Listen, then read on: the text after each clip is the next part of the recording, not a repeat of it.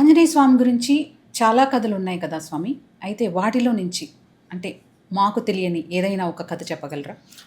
ఆంజనేయ స్వామి గురించి చెప్పుకుంటూ పోతే ఎన్ని రామాయణంలో అలాగే ఎన్నో గ్రంథాలలో ఎన్నో ప్రత్యేకమైన కథలు మనం తెలుసుకోవచ్చమ్మా. అందులో ప్రత్యేకంగా ఒకానొక సమయంలో శ్రీకృష్ణ పరమాత్ముడు తాను తన వాహనము గరుత్మంతుడు అనగా తన వాహనము గ్రద్ద, తన సుదర్శన చక్రం, తన పక్కనే ఉన్నటువంటి సత్యభామ, వీరు ముగ్గురు ఒక్కొక్కరు ఒక్కొక్క సంభాషణ చేయడం జరిగింది. తన వాహనము ఆ గ్రద్ద అంటుందంటే నా అంత వాయు వేగంగా వెళ్ళేటటువంటి ఏ వాహనము లేదు అని చెప్పేసి అంటుందంట. అలాగా అని చెప్పేసి ఆ స్వామివారు నవ్వుతూ ఊరుకుంటారంట. తర్వాత తన చేతిలో ఉన్నటువంటి సుదర్శన చక్రం అంటుందంట నా అంత శక్తి సామర్థ్యములు కలిగినటువంటిది ఇంకా ఏదీ లేదు అని చెప్పేసి అంటుందంట. అయితే అప్పుడు కూడా నవ్వి ఊరుకున్నాడంట. తన పక్కనే ఉన్నటువంటి సత్యభామ కూడా అంటుందంట నా అంత అందంగా నా అంత తేజస్సుగా ఉండేటటువంటి వారు ఎవరూ లేరు అని చెప్పేసి అంటారు. ఆ మూడు మాటలకు ఆ స్వామివారు వీరి ముగ్గురికి ఒకటే సమాధానం చెప్పాలి అని అనుకుంటారంట. ఏం చెప్తారంటే తన వాహనము గ్రద్దను పిలిచి ఏం చెప్తాడంటే, వెళ్ళి మనకు హిమాలయాలలో ఒక వానరము కూర్చొని ఉంది, ఆ వానరానికి వెళ్ళి చెప్పు రాముల వారు నీ కోసం ఎదురు చూస్తున్నారు అని చెప్పేసి చెప్పమని చెప్తాడు.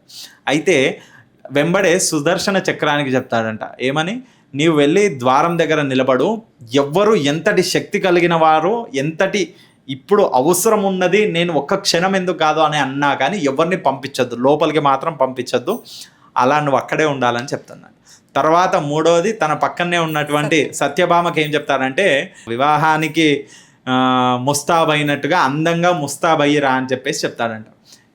అలా కొత్త పెళ్లి కూతురులాగా ముస్తాబయ్యి రమ్మని చెప్పేసి చెప్తాడంట. చెప్పగానే ఆ స్వామివారు అలా చెప్పి వెళ్ళి తాను ఒక దగ్గర కూర్చుంటాడంట. కూర్చోగానే వాహనం వెళ్ళి హిమాలయాల్లో వానరానికి వెళ్ళి చెప్తుందంట ఏమని, రాముల వారు పిలుస్తున్నారనగానే ఆ వాహనము కంటే కూడా 100 రెట్లు వేగంతో రాము నామము ఆ మాట వినగానే 100 రెట్ల వేగంతో అక్కడి నుండి వచ్చేసాడంట. అది చూసి ఆ యొక్క గరుత్మంతుడు అనగా ఆ యొక్క గ్రద్ద అనుకుంటుందంట, అబ్బా నాకంటే మించినటువంటి వేగము, నాకంటే మించినటువంటి వాయు వేగము కలిగినది ఇంకా ఉన్నది అని చెప్పేసి ఆయన తన అహంభావాన్ని వదిలేస్తాడంట. తర్వాత తన శక్తి సామర్థ్యాలతో అక్కడ ఆపడానికి ఉన్నటువంటి ఏదైతే సుదర్శన చక్రం ఉందో ఆ సుదర్శన చక్రాన్ని కూడా తను దాటుకుంటూ లోపలికి వచ్చేసాడంట. వచ్చేసి లోపలికి వచ్చిన తర్వాత తన పక్కనే ఉన్నటువంటి సత్యభామను చూస్తాడంట.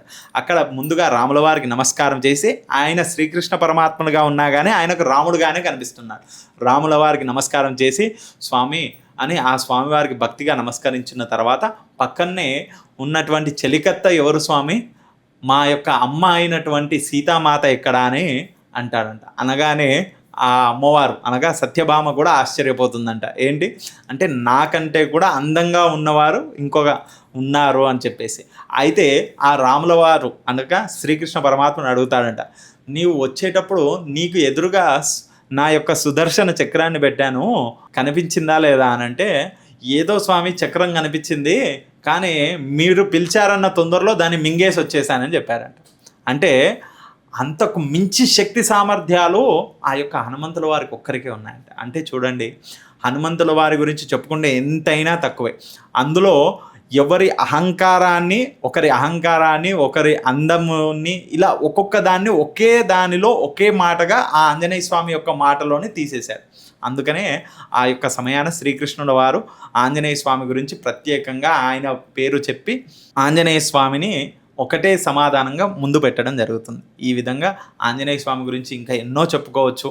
కానీ మనం చెప్పుకుంటూ పోతే ఆ రామాయణము అలాగే మహాభారతంలో ఉన్నారు, రామాయణంలో ఉన్నారు, ప్రత్యేకంగా భాగవతము, ఇలా అన్నిట్లలో కూడా ఆయన ఉన్నాడు. ఆయన లేని చోటు అంటే లేదు. సప్త చిరంజీవులలో ఆయన ఒకరు. అందుకనే ఆయన గురించి ఎన్ని చెప్పినా తక్కువే అని చెప్పుకోవచ్చమ్మా. ఈ ఏలినాటి శని ఉన్నవారు హనుమాన్ జయంతి రోజు ఎటువంటి పరిహారాలు చేస్తే మంచిది? ఏలినాటి శని ఉన్నవారు, ఏలినాటి శని, అర్ధాష్టమని శని, అష్టమ శని ఉన్నవారు ఆంజనేయ స్వామికి ప్రత్యేకంగా ఆ రోజు సింధూర పూజ, అలాగే వడమాల, అలాగే తమలపాకులతో మాల ఆ స్వామివారికి సమర్పించి అవి దానము చేస్తే వారికి విశేష ఫలితం లభిస్తుంది. ఆ సింధూరాన్ని తన నుదటన పెట్టుకోవాలి, నిత్యము నుదటన పెట్టుకోవడము, అలాగే ఆ ప్రసాదాన్ని నలుగురికి పంచి తాను తినడం వల్ల ఆ శని దోషాలు తొలగుతాయని చెప్పడం జరుగుతుంది. కాబట్టి ఈ యొక్క మంగళవారం హనుమాన్ జయంతి ఏదైతే ఉందో, హనుమాన్ ఆవిర్భావ దినం ఏదైతే ఉందో అది ప్రత్యేకంగా మంగళవారం రోజు కూడా వస్తుంది. కాబట్టి ఆ రోజు కుజదోష నివారణం కోసం కూడా ఆ రోజు స్వామివారికి ప్రత్యేకంగా పూజ చేసిన వారికి కుజదోషం కూడా నివారణ అవుతుంది. అది కూడా సద్వినియోగం చేసుకోవచ్చు. హనుమంతుల వారిని భక్తి శ్రద్ధలతో పూజించడమే కాదు, ఆయనతో మాట్లాడాలంటే మాట్లాడొచ్చు అని కూడా అంటూ ఉంటారు కదా, అది ఎలా సాధ్యం స్వామి? మనకు ప్రత్యేకంగా ఆంజనేయ స్వామి దేవాలయానికి వెళ్ళగానే మనం అందరము కూడా ఆ స్వామివారి నామస్మరణ చేస్తాం. ఏమని? హనుమతే నమః అనుకొని, మన్యు స్వామి అని, లేదా ఆంజనేయ పుత్రుడు అని, కేసరి నందనుడు అని, వాయుపుత్రుడు అని, ఆయన హనుమాన్ చాలీసా అని ఆయనని నామస్మరణ చేస్తాం. అవునా కదా? కానీ అంతకంటే విశేషంగా ఆ స్వామివారికి ప్రీతికరం ఏంటంటే రామనామం. అంటే రామనామం ఎక్కడ జరిగితే అక్కడ ఆయన ఉంటాడు. అది కలియుగంలో ప్రత్యేకంగా ఆయన నామం ఎక్కడ జరిగితే అక్కడ ఉంటుంది. కానీ ఒక వ్యక్తికి మనము మాట్లాడించడానికి మనం మొట్టమొదట ఏం చెప్తామమ్మా? నమస్కారం అని చెప్తాం. అవునా కదా?